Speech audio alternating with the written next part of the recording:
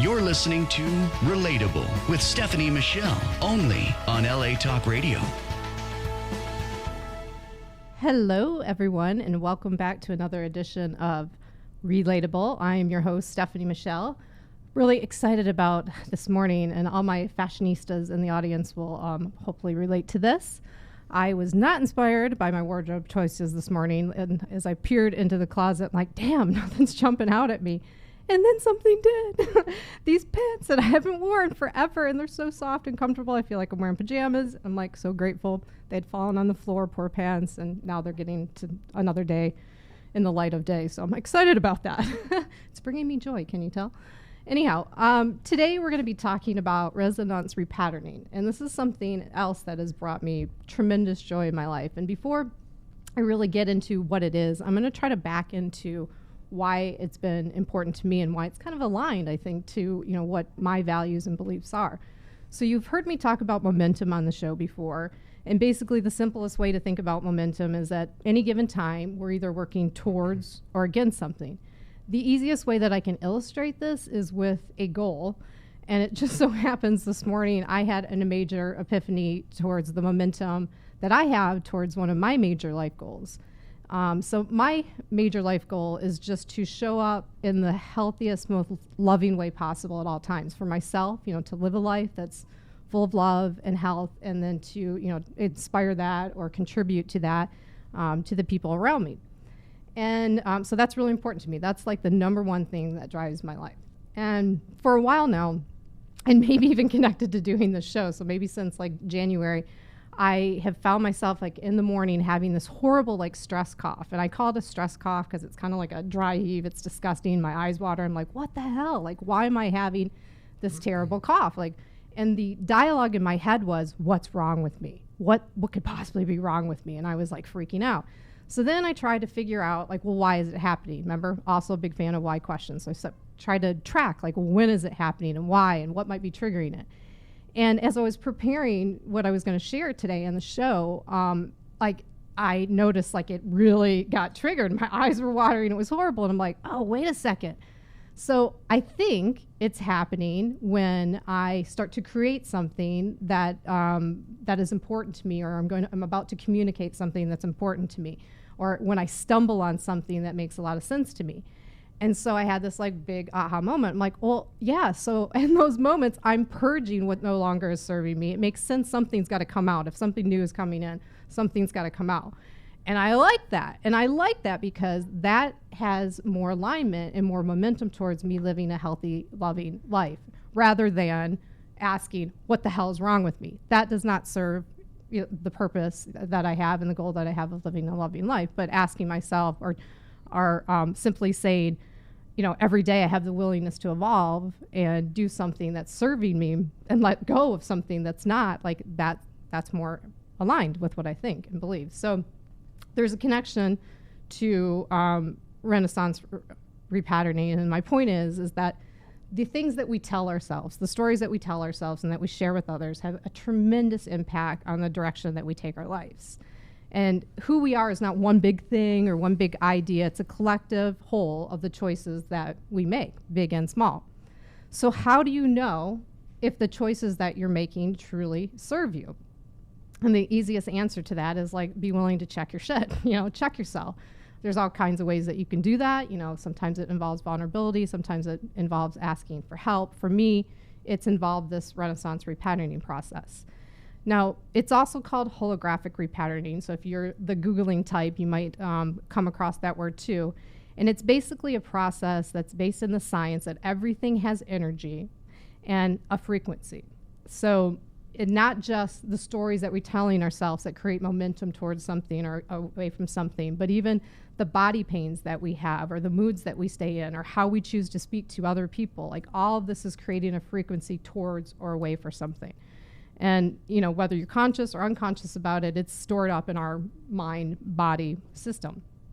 And our systems, because they're awesome and complicated and amazing, are always communicating at all times. Not just how we look, our posture, our words, but at all times they're saying something. How we choose to listen to what it's saying affects the outcomes of our life. I'm sorry if that sounds heavy. It's not meant to.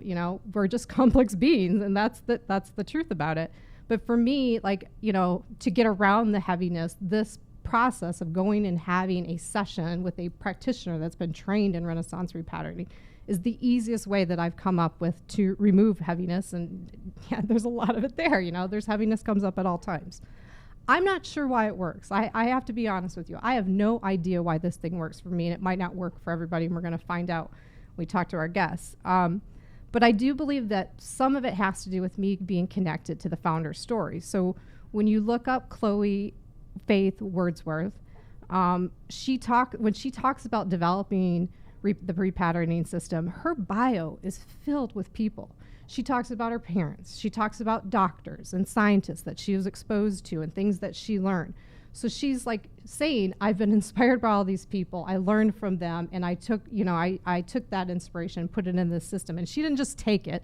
She let them know that they were a part of creating this, so she gives credit to where credit is due. So I believe she's speaking a language I understand. She speaks relational language. I get that. To her and to me, relationships matter. Yet I know it's not a language everybody speaks. It can be kind of scary. Why we don't all speak it, I'm the wrong person to ask for sure, because I believe in it so much. But even when you look at the Resonance Repatterning website, I can't help but wonder, as I read her soft and caring and, dare I say, feminine words, and how she approaches her work, do people see this softness as a weakness? If the words were described in a more traditional masculine way, would more people accept it? Can't help but wonder about this. But personally, I believe knowing when you need to seek out help is a sign of strength. I also believe that people that have the courage to pursue relationships with others is where we find magnificent inspiration, laughs, joy, all of that good stuff. And each of us carries something that the other one doesn't have, and vice versa. So, this is how we learn and grow through each other. So since Resonance Repatterning, so I've been doing it for years, and I probably could fill the show just talking about my experiences and my lovely practitioner, which we'll talk about her later in the show. I actually wanted to take a new approach to it and ask two of my relationships to participate and just go and have a new session so we can talk about it from like the newbie standpoint. So that's what we're going to do today, and that brings me to my guest. So in the studio today with me is Jessica Driscoll. Jessica is a television production executive with over 17 years of experience in various formats. Jessica has served as an executive in charge of production for Disney Internet Media Group and has been an on-set production executive for both Viacom, Logo, and VH1 and Reels Network. Although Jessica is based in Los Angeles, her work has taken her all around the world. She loves to travel, which she's very grateful, because on one of those trips, she was united with her spirit animal, her dog Lola. That's right, Jessica got a dog from another country and brought it back with her. How cool is that? So that's Jessica. And I'm also joined in the studio today by Jeff Berlin. Jeff Berlin's career as a photographer and a cinematographer with a pilot's license has taken him to some amazing adventures. If you don't believe me, tweet our Instagram Jeff afterwards and ask him about his Central America flight where there was a major electrical failure. Danger. Jeff was born and raised in New York City. Jeff has shot fashion, beauty, and celebrity portraits for some of the world's top editorial and commercial clients. For 5 years, he's lived and worked in Paris and Milan and contributed to numerous editions of U.S. and international magazines, including Vogue, Elle, and many others. Over the past years, Jeff has transitioned to motion picture. He was a producer and camera operator on a feature film, 3 Days in August, and he was the director of photography for 2 indie feature films, The Locksmith and Anathema. Am I saying that right? Both are currently in post-production. And I should also add to their bios that Jeff and Jessica are very close friends, and you'll, I'm sure, witness that in their interactions with each other today. So welcome to the show. Thanks for being here, you guys. Thanks for having us. I mean, we all ventured out in a little bit of threat of rain. I mean, how cool are we on a LA day, right? Yeah. I love it when it rains in LA. I don't mind Yeah, it me either. too. Yeah, I don't mind it either. So before we talk about the sessions that you had, is there anything, and I ask every guest this, is there anything that you want to share that's on top of your mind that you just want to put out there before we get into what we've came here today to talk about? Something that might be distracting you, or you just want to like share with the world? I love how you look at each other. I don't know. Jeff, do you have anything? Jessica, do you have anything? I'm good. I'm all right. Are you all right, Yeah, Jessica? I think so. Well, Yeah, I think she's fine. I swear they're not married either, but you guys are going to love how they interact with each other. All right. You had your chance. I mean, it's going to come up later. All right. So Jessica lives by these, Jessica's are to be seen and not heard type of. I'm kidding. Really? I want a bumper sticker with that. I quit. All right. Well, first of all, I want to thank you both for being courageous enough to go try something new, and without even knowing too much about it, speaks volumes about who you are and maybe even our friendship. And I really appreciate that you both went and did this thing. I'm still here. We're still alive. You're still here. Nothing happened. So let's start there. So I said, hey, I want you to go do this thing. It's called Resonance Repatterning. It's like kind of holistic. It's a session. I do it. I like it. Didn't tell you much more about it. What made you willing to go? Well, I said to myself, I think it's important to be open to, over the, let me go back a little bit. Over the past few years, I've done a lot of personal work. Yeah.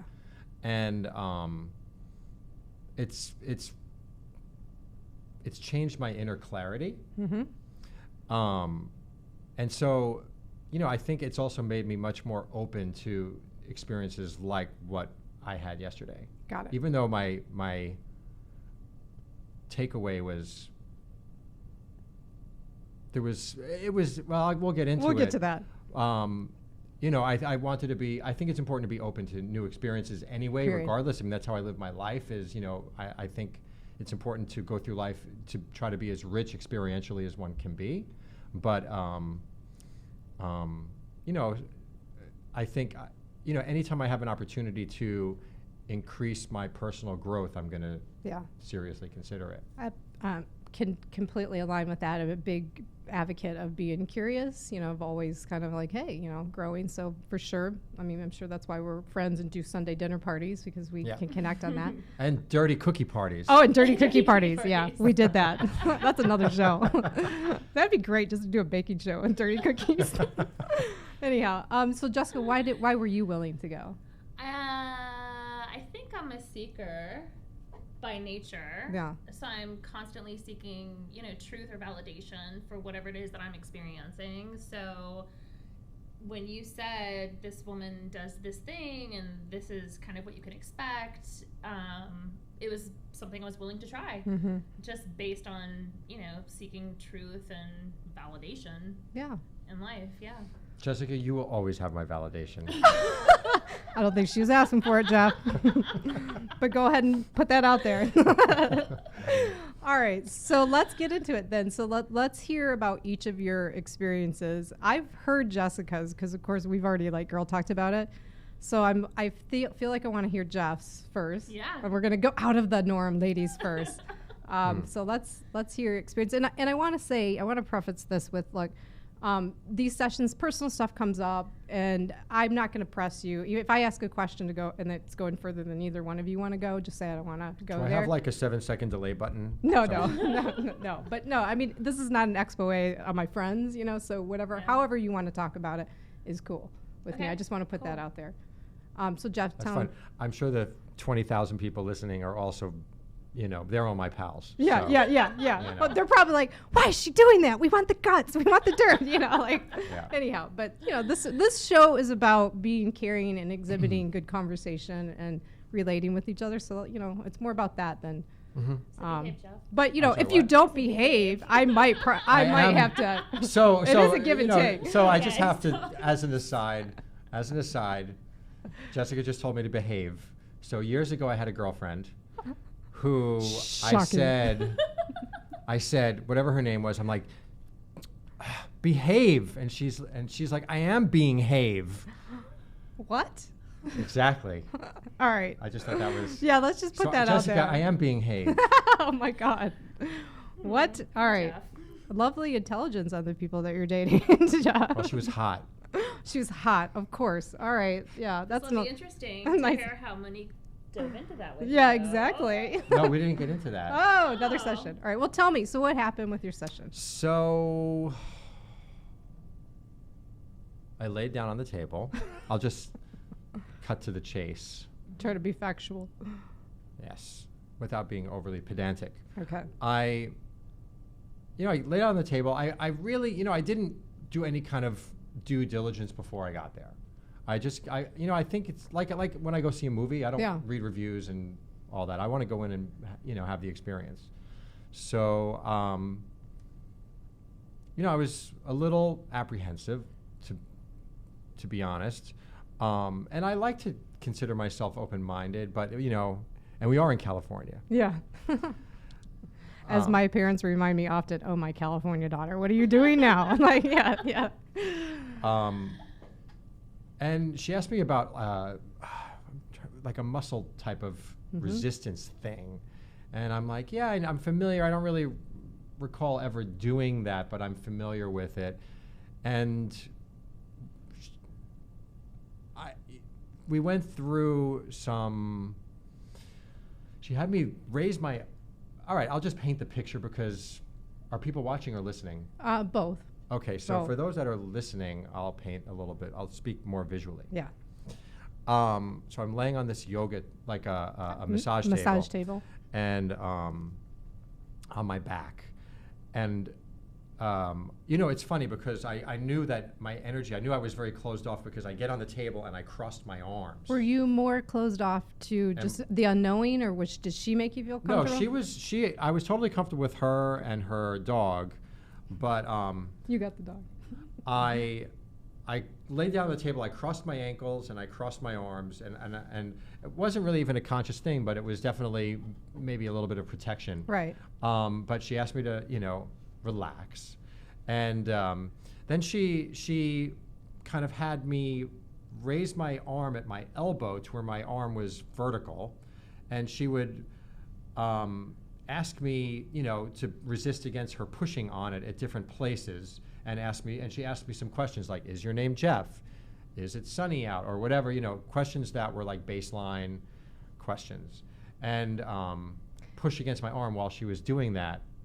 And that's normal part of it. I'm going to kind of add to this. So it's just a normal way of like kind of seeing, she's asking you questions to see if it's true or not. It's like, is it an on thing or an off thing? So based on how you respond to that, you're starting to develop this language that's, your words and your body are creating an alignment to respond to something like that. So, I'll admit, I think it's important to note I was pretty skeptical. Yeah. And I was trying to take it seriously. I was respectful, of course. Yeah.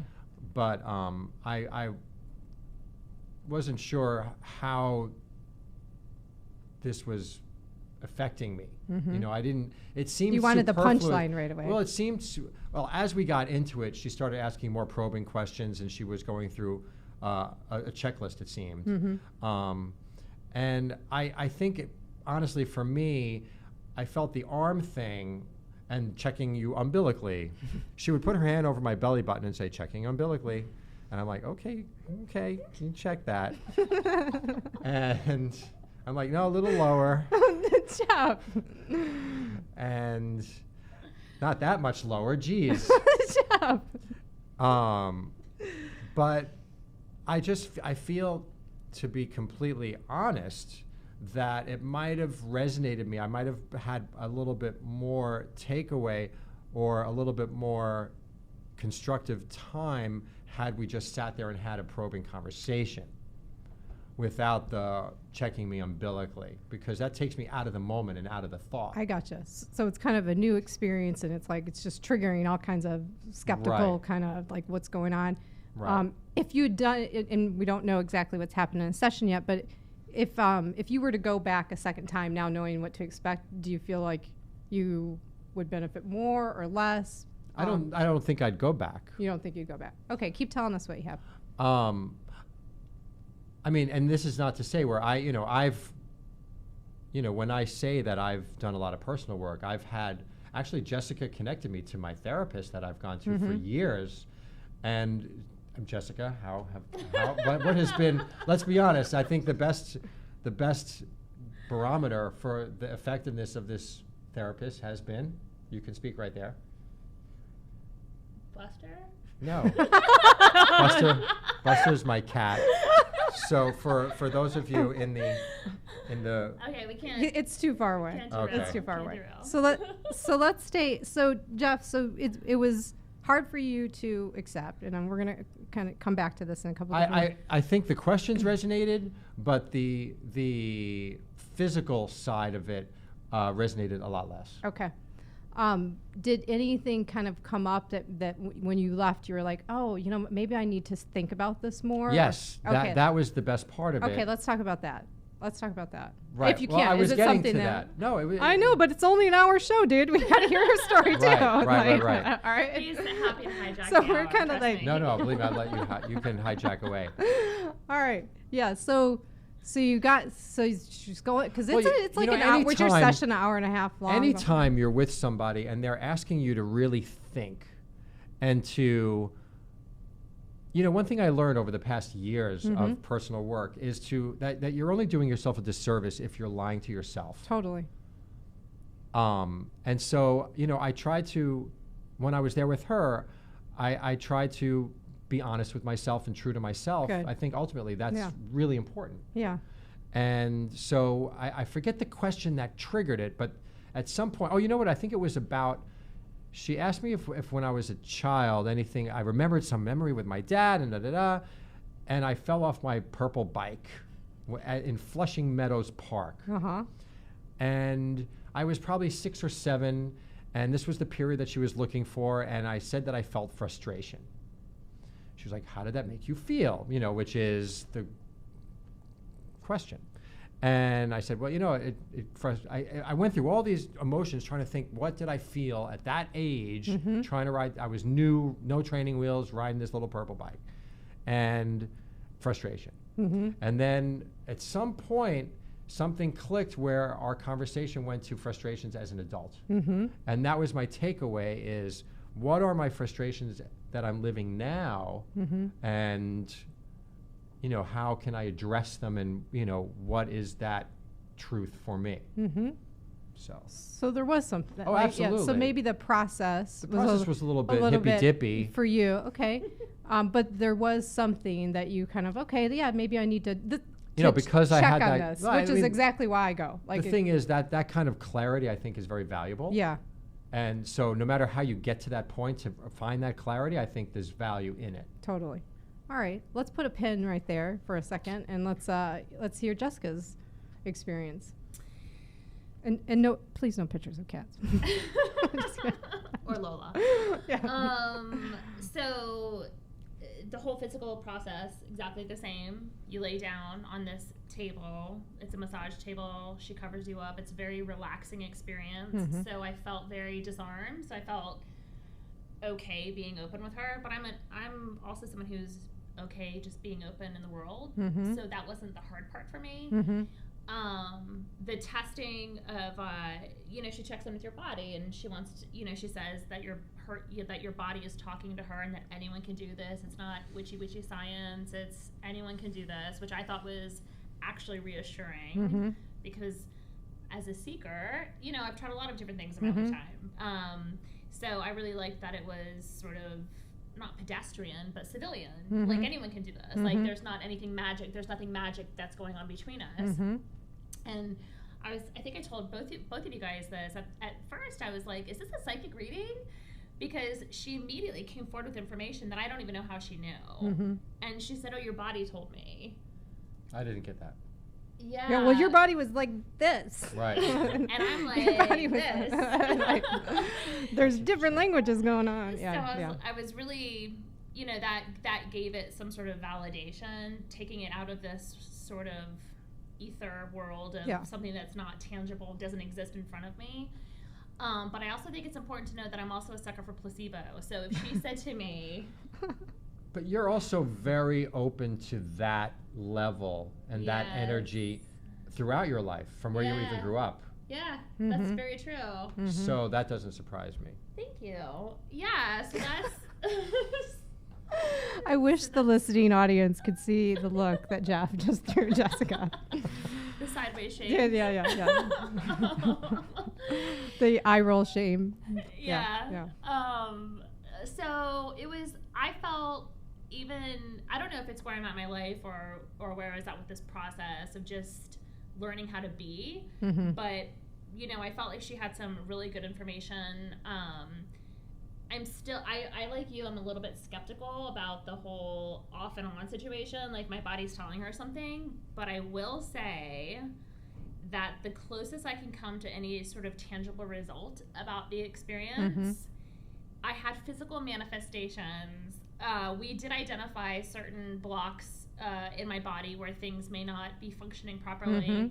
And almost immediately after the session, my body was behaving in a way that validated her insight. Yeah. So I thought that was pretty powerful and very interesting. That's where I can relate to that. I can actually relate to what both of you are saying. I'm somewhat skeptical and like guarded. You know, I haven't felt like I've had people protecting me in my life. You know, I've always felt like, oh, this is a situation I gotta watch. You know, I'm responsible for me. And so I for sure was really skeptical when I first went in. And even through it, you know, I'm trying to predict, like, well, where is she going with this? Or, like, you know, but also kind of, you know, knowing, like, hey, I'm stuck. I need help. Or I'm willing to, like, to you know, go with this. She seems safe. It's a loving environment. She's, like, the sweetest lady I've ever met. You know, she's a really comforting touch and voice and just, you know, energy about her. Yeah, puts you at ease immediately. Yeah, she's for so sure. amazing. Very disarming. So for me, what it's been is like it's the afterwards. Like, so sometimes, you know, I've gone in there with, I go in there anytime I just feel blocked. Like anything, I'm up against something. I'm not. Does she do the same arm thing with you every time? Yeah. I mean, I don't have to have an orientation to know what she's doing anymore. It's just like we just check to like get and check. That's part of the session. So everybody goes through that part. So, you know, I go in when I'm just up against a problem or I'm just not liking how I'm showing up in the world. I'm like, I need some guidance. And they're also, like she's saying, there's a book, the woman that founded this, there's a book that you can go and just like learn it all yourself. But for me, I like the human touch. I like having somebody to kind of interact with over whatever I'm doing and be supported by that. So it's a combination of, I get this now. Like she's taken a lot of things from Chinese medicine, from acupuncture, from, you know, sense. And it is all, its simplest form is like every little thing. At any given time, we're operating on a frequency, and new things can come in or out to, you know, keep you going in one direction or the other. So there's all kinds of things, like once you get through, like, hey, this is the thing that you're working on, that she might have you do, like look through rose glasses or smell a certain incense. I go through life like that. Yeah, you do. Like I did glasses. both of those things. Yeah. That was something else that was interesting. Is there's very tactile ways that she says, you need to work on this, or this is what you're experiencing, and then here's the solution. Yeah, That's right. So I did the I had a oil. takeaway. What was your takeaway? Well, no, you finish first, and then I'll. I was just gonna say I looked through green glasses, and then she also put an oil under my nose. She put an oil on my foot. I just love how you say that. Like, you sent me somewhere where someone put oil on your foot. Well, now you know how Jesus feels, Jeff. I was just Like, I'm not familiar with that parable. anyhow, She you put put oil on my foot, and she said, go to the park twice a week. Oh, so she wants you to ground yourself. Yeah, she wants me to ground myself. Oh, that's interesting. I am a pilot. I know, after that's all. interesting. I was just say he's a pilot. Yeah, that's interesting. He's a Peter Pan. He is a Peter Pan. Yeah, so I like the thing itself. I don't know why it works. But it's the afterwards. Like if something tangible came up, like, oh yeah, I got to work on that, or I do feel levels of stress or frustration or unlovingness towards somebody, and then when you encounter that person again or that situation, like it's not there anymore, or you're reacting differently. That's why I go back, because I've experienced that over and over again. And like I couldn't tell you. You and I talked in depth before we went. We didn't talk at all. There would be nothing that I could tell you that would make you less skeptical there. Because You know, but the thing is though, now that I think about it, the idea of going, you know, when I lived in Paris, for example, because as one does, I would go to the park and sit regularly Oh, you and- used to read. and read Yeah. and ground myself that way. And, you know, in New York, when I lived in New York, I lived near the Hudson, and I would head out over there too sometimes and sit. Not as often as in Paris, but, you know, living in downtown LA where I do, I can see, you know, there's value in that.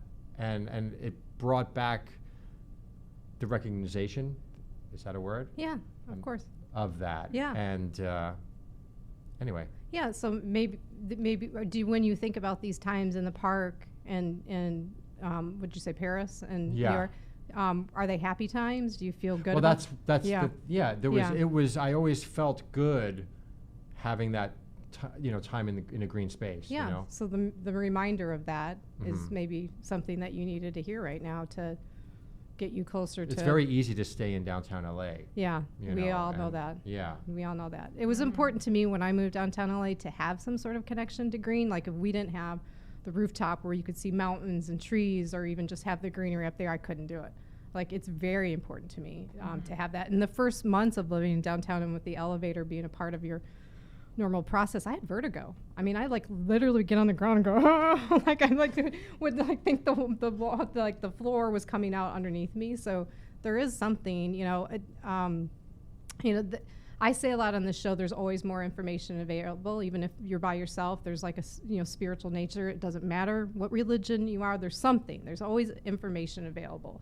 And apparently, for all of us, somehow nature is part of that. Like there is some sort of connection that kind of helps center you or provides peace that that's relatable. Whatever you want to call that. For sure. Yeah. So you've had days. You just went yesterday, so this is kind of like a new, probably still processing. Probably process some new thoughts even here sitting here. Has anything come up for you other than the body thing that you're talking about, like some changes, like? Yeah, I don't really know. Again, I'm a sucker for placebo, so I don't know. I think maybe it's just having a human connection and some total stranger telling you something is okay. Mm-hmm. There's something really, for whatever it is in my life right now, there's a valuable currency in that exchange. Yeah. And so I feel like, happiness requires bravery. Mm-hmm. And the older we get, it's harder and harder to become brave. And it's, happiness is not a destination. We've heard these things our whole lives, the whole thing. It's not something you can plan for. Right. And so I feel like since I saw her, what's come up for me is just it's easier to be brave in the moment. Whatever that looks like, however that shows up, it's just easier to be brave than it is to, slink away. Yeah. From a situation or an uncomfortable feeling, or I different think dynamics with people. And this is something you've said often over the years, once you have certain information, you can't act like you don't have that Right. information. He does listen to you, Jessica. I pay him well. Yeah, it's true. But am I right? Yeah. We've talked about that. Yeah. Yeah, once you know something, you can't unknow it. Yeah. You can't not know that information, and so it's a very I think ultimately what this whole process has been for myself is reflective. I love the idea too. I don't know if you guys heard what I was saying in my opening monologue. I really literally had this epiphany this morning about once new information comes in, something else has to go. Like you've got to let go of something else, and like I physically feel that when I'm letting go, especially when it's something that's important, and I'm like, I needed that, So physically, I feel something releasing, and I'm like, yeah, that's cool. Like I don't want to have space for monstrous thoughts and things that are not serving me, or fear of any kind, really. And I think ultimately all that process is we don't know anything. Yeah. Well, you don't. So it's like so it's unlearning everything Jeff.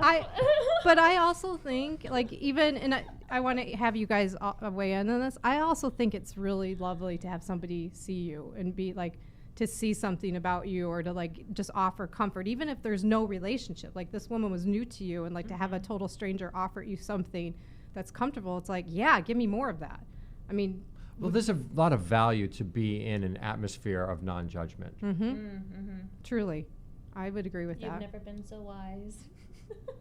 I've evolved, true. Jessica. Yeah. Well, we spent everything true. everything around us, our phones, the media, like everything is about judgment. So like the idea of having something come in that's like, wow, that's just nice. Like I see you, I accept you for who you are right now in this moment. Like that's cool. Like, and there's confused intimacy with that too. It's just because two people are having an intimate moment where you're being seen and being heard, it doesn't have to mean anything more than just that. I agree with you, and that's why I'm reclaiming the word grace. I mean, grace is often used in like the Christian religion, but I want to reclaim that as a non-religious word in these terms, meaning that like there's something happens like spiritually, like she, the practitioner, Monique, like there's something about her that allows her to funnel and be available for people to show up like that. Mm-hmm. Like that's not just her. So I choose to believe that that's like energy, spiritual energy coming through a person to strengthen them. I call that grace. I think that's what it is. I don't believe you have to believe in any religion to experience that. I think it's accessible to us. We just have to stop and be courageous enough to go, okay, yeah, I'm going to experience this. Mm-hmm. That's what I believe. I like it, yeah. You like it? Yeah. Cool. I have a Grace's shirt. I wore it last week. I'll get you one too.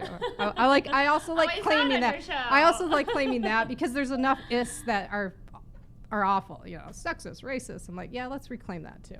But I have to tell you, this is a little off subject, and I haven't told anybody this, but I'm kind of concerned. So I have the shirt, it says Grace's right across my chest, right? Grace. Grace sis. Like, so I'm Gracist. I like believe a in racist, but a gracist? well, with a Gotcha, G, right? gotcha. But you're going where I'm going with this. So I'm walking downtown LA, feeling all proud. Look at me, I'm a Graceist, like all positive. And I'm walking, and your jacket covers the G. Yes, that's what I'm afraid. That's what I'm afraid of. I didn't have a jacket on, but I had the straps to my backpack on, and I'm walking towards pretty attractive built black man. He's looking at me like not like, hey, oh, that's cool, you're a Grace. It's like, I'm gonna kill you. I'm gonna. And I thought about it. Yeah, I thought about it. I'm like, oh my God. G, yeah, G. I know. Yeah. I thought about it later, and I was like, oh no. What am I going to do about this? So I'm going to have to like wear the shirt like this or put a circle around the G or something. Yeah, big G. Anyhow, I digress. Yeah. So, Jeff, we probably already know your answer to this. Would you go again? Jessica? I might. I think I would. Actually, I can actually just make a definitive statement. I would go again. Because I think there's more to be explored. Yeah. And I'm not done learning. Yeah. So I'm gonna stay open. I would go back to her. I would go back to her. So it's a two out of 3 in the studio recommendation. Wah, wah. Wah, wah.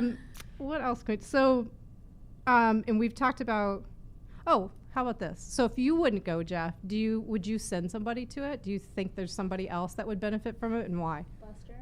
Buster doesn't. He's perfect already. Oh my gosh, that's his cat, by the way. I would absolutely send somebody if I felt that they would resonate with that. Mm-hmm. Sure. Okay. Sure. That's what we're gonna get from that. I think the other thing too. You're thinking about who you would send. I'm trying to think of who. Yeah. I think for me, like there, sometimes like so when we work on ourselves, like there's I wouldn't kind of send any New Yorkers. You wouldn't send any New Yorkers. This goes right to the point that I was going to try to make. That goes back to the trunk sale or whatever we went to. Yeah, that's another show. I think so. First of all, there's 2 types of people: ones that are willing to do work and not do work on themselves. So there's that. So the group of people that I dated that last category a lot. Yeah. I stopped dating that last category a long time ago. Jeff recently stopped. Good for you. Good for you. So then in the group that's willing to do some work on there's 2 types even there. Ones that think it's going to come with a lot of hard work and sacrifice, and ones that are like, I hope it's easy. I'm not going to do it if it's not easy. And so somewhere in between I think. Mm-hmm. And there's certainly other things that I do for growth and to push myself that are a little bit harder. But this, for me, is my easy thing. I know that I can go. I'm at this point, I mean, my skepticism has like way been gone because her and I have gone through so many sessions and some pretty weird ones that like only I could do with this person that I've been seeing for, a few years, but like have been really meaningful and let go of like a lot of things. But it certainly leans on the side like it's easy. Like there's not a lot of I don't think therapy should be easy. I see. That's what I'm saying. We are the two different types of people. And I think you saying I wouldn't send a New Yorker, like there's energy around people that like, I just need this to be a little bit harder for me to believe in it. Like I need more science to it. I need more. I don't think it's even science. I think that therapy shouldn't be easy. It should be work. Getting into, the heavy lifting. The heavy lifting. Yeah. Exactly. Yeah. I mean, you need to start really thinking and finding clarity and being honest with yourself. Yeah. And really examining whatever and getting into whatever thoughts and willing to go into places that might not be comfortable. True. But does it all have to be hard work? I mean, can we have a little bit that's easy? Well, then it can't all be hard work. You need to release that also. You need to balance that with relief. I agree. You want to add anything to this, Jessica? No, she thinks what I said is perfect. Oh my God. You don't need any work at all, Jeff. No self-discovery needed over here. No. Jessica's a graduate. Yeah. The Berlin School of Philosophy. I think there is something to be said on both sides. Mm-hmm. But I also don't believe in right and wrong. Like, what's going to be right for you is Yep. not going to be right for me. Agreed. What's going to be wrong. Agreed. So, or even that right and wrong it's that black and white. It's right. like, It's not even. gray. There's like Growth is gray. yes. It's a very gray area. Like, we should trademark that. Growth Yeah. is New gray. shirt. Yeah. I'm a You're grayest. grayest. I'm a grayest. You're grayest now. Oh my God, yeah. I'm not claiming that in my 50s or 60s. I'll tell you that right now. So yeah, I think that I think there's something to be said about doing the heavy lifting and going home and contemplating and being reflective. But I've also done so much therapy in my life that I think there's something, to your point, there's like a relief factor. If something is so simple, it doesn't actually have to be so complicated. But I think that goes back to the older we get, the less we know. Yeah, I agree with And that. kind Maybe of in your unbelieving. case. What? No. I need like sound effects over here. Wah, wah. Wah, wah, wah. All right. Well, so No, but I I agree hope- with you. I hope that this, by having both of you on, and all of us, we're all a little bit different in this, that I put an unbiased scope of Renaissance repatterning. I will say it's been meaningful to me, but here's different experiences. And for sure, I will tweet out more information after the show if anybody wants to find out more information, or if you're here in LA, I can send you to my lovely person, and you can see for yourself. See who, and maybe even just knowing what kind of person you are, this might be a tool to find out what kind of person you are in terms of how you approach growth too. I like that as Growth is pain. Yeah, I say that often. Growth is, or conflict is growth waiting to happen. Yeah. It really is. Yeah. But it doesn't all have to be. I don't believe it all has to be. That's something that I've let go of as I've gotten older. Yeah. So we're gonna do two more things before we end the show. We're almost to the end. Can you believe it? It goes by so fast. That happened so quickly. It does. So two things. That's what she said. Jeff, you don't want to say that. God, I tell him this all the time. You don't want to put that out there. Jeez, Jeff. I've never We're heard trying that. to help you out. I've never heard Rolling that. our eyes I'm out just- loud. Come on. I couldn't. You walked me right into that. I'm sorry. Yeah, Just well. so sophomoric. Excuse me. We expect nothing less from you. After that cookie party. That's on me. Anyhow, all right. So we have a couple more things that we're going to do on the show. So two things that I talk about in terms of relating is there's always more information available, even if you're alone and trying to figure something out. Like, is that through prayer or meditation or whatever? There's always something more available. You guys are just experiencing Jeff and Jessica for the first time. It's probably a lot for you. We'll be back. We'll be back. But there's always more information available, and at any given time, the circumstances of how we're relating can change. And so I try to illustrate that with just pulling a fun question out of a box to see what more we can learn about Jessica and Jeff in a short period of time. That time I didn't talk to you for a year. Well, let's wait for the questions out of the box. Yeah. Let's yeah. stick You to don't the get to- box. you don't get to pick what you're going to share, Jessica. Jessica, you remember this? All right. Remember this from? Ready? Yeah. I'm seeing a lot of this, and I want to see this. Oh my God. Okay. Oh my God. I'm afraid to ask the two of you this, but it's perfect. All right.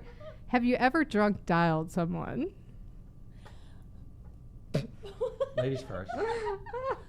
Since when did you have manners? Ladies first, I said. Just come on. It's an hour show, yes, you guys. I have. And, okay, so I've drunk out someone to the point where Google used to have this tool online where you could, it was the Google Labs, and I would set my email. So not only did I drunk out someone, I used to also drunk email people. Wow. And so Google Tools, though, the Google Labs had this. Were they long emails?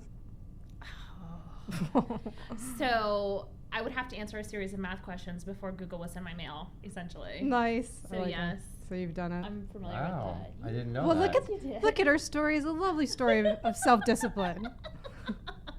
You you have a friend when they like turn your negatives into positive. They're like, oh we no, got you. That's not her being a drunken fool. That's her being very self-disciplined. Anyhow, what do you got, Jeff? Not, I don't have a lot of color for this one. Yeah. He's pretty vanilla. Yeah, I was never really, I did go through a period in New York where I drank more than I normally do. Uh-huh.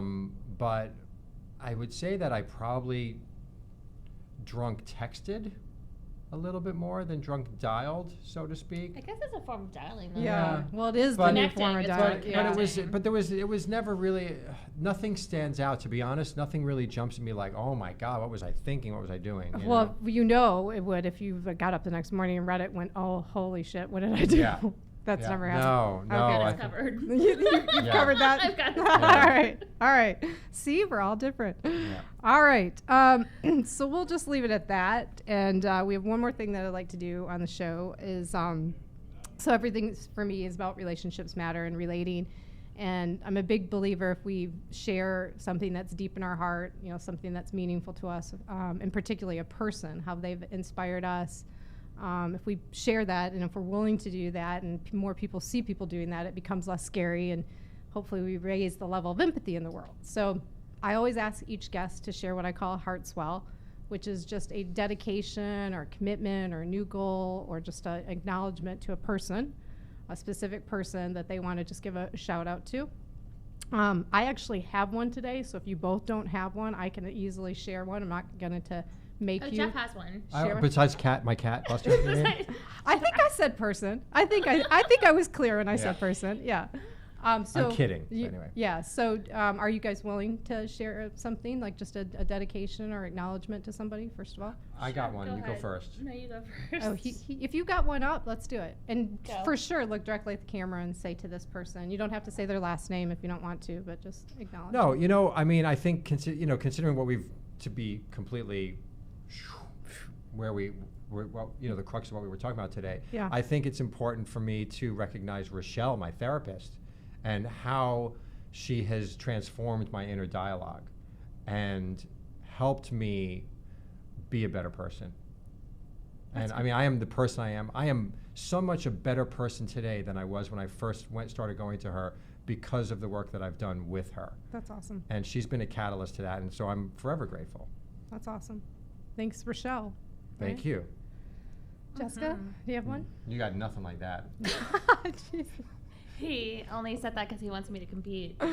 I'm sure the listeners and the watchers have not picked up on the fact that you two are extremely competitive with each other. Nobody's picked up on that. Come on. I would just like to say how proud I am of Jeffy here. Since I met you, you were super selfish and you were such a jerko. And his persistence in our friendship has really meant a lot to me. I'm really proud of Jeff.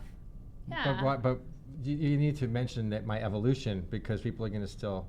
Yeah, so Jeff is not a jerk anymore. Thank you. And he's come a long way, but, talk about doing some heavy lifting and sharing that and letting me be part of that journey. I'm Jessica makes me want to. proud of you. I've learned a lot of lessons from her. Mm-hmm. In business, in reacting to things in a non-emotional way, in channeling my inner Jackie O, as Jessica puts it. Although okay. for me, I'm not gay, but Jack O. Oh my God. But like, no, I'm not Kate Spade, I'm Jack there Spade. have been exactly. No, but there, there have, Jessica. We joke a lot, obviously. Yes. But she's very, very bright, Yes. and Thank don't you. ever get into an argument with her because she will win. Even if you're right, she will win. That's only because you're a man. Women don't feel the same. We don't feel the same. Women and women don't feel the same way about that topic, but that's another You show never as well. pick a. She should. I'll you know, pick she as should many have fights been- with her as I want. She should have been an I like attorney. that. She should have been an attorney because she would shut the judge down. Yeah. But seriousness. I have learned so much from her because I think she's a very evolved person, and I think you. she's very in touch with a certain level spiritually and energetically that a lot of people aren't, and that she imparts that wisdom onto others. Yeah. And Thanks, Jeffy. yeah. Very sweet. Aw, a little heart swell towards the people in the studio. I love it. Couldn't ask for better. Well, I appreciate you both being on the show. I'm going to do something that I haven't normally done. I'm going to actually share my own heart swell. And of course, I hope that you could kind of hear it coming. I just want to give a shout out to Monique, who is my Resonance Repatterning practitioner. You've just, the way that you choose to show up in the world, the joy that you look into every day with your cute little dog, and just being willing to be helpful like you are to people and being a conduit to spiritual energy and grace. And I just can't say how much I love you and how amazing I think that you are, and what a real find and what a important person you've been in my life. There was a time that I was going every month to see you because I was really pushing some stuff through and really working that out. And I'm so blessed and grateful to have met you. And I feel like you're a family member, and I would do anything for you. This show was not just about like talking about your work, but I'm sure it has because it means so much to me and you mean so much to me. It is important for me to like give you a shout out and tell you that you're loved, and I love that you're doing your thing and the way that you show up in the world. So that's my heart swell for today. And that does bring us to the end of the show. So I do thank you guys for being here. If you want to connect with either one of these knuckleheads, you can see my last post on Instagram. I think I tagged you both, so you can find them and see what they're about, and probably even see their communication played out via social. Do you guys do that? Do you comment on each other's stuff? Here and there. Yeah. Okay. Good. See, Mostly It's like better in person. it's worth doing it just for that.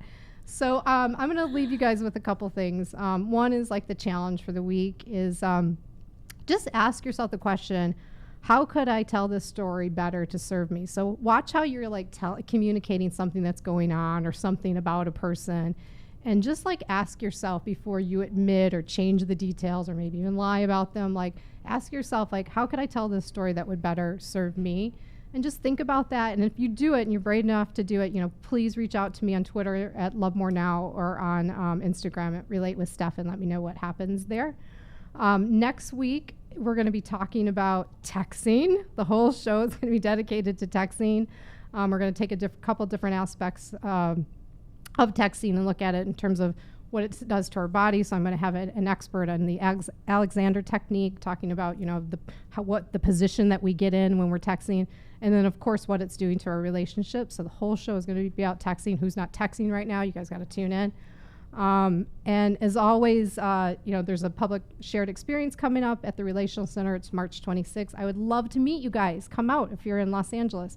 All we do at these events is just feel good relating. Like we do things to bring out these inspirational kind of conversations that make us go, yeah, somebody saw me.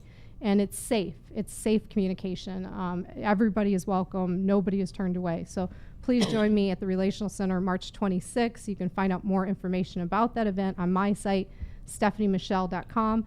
I've also just added an archive of all of the shows to the site, which include the resources that we share. So whether it be books or any kind of resources that were talked about, they're there, as well as the backstory between my guest and I. So I'm sure you want to hear more about how the three of us have become friends too. So look for that. It's all on stephaniemichele.com. And until then, that's the end of our show. Goodbye and happy relating.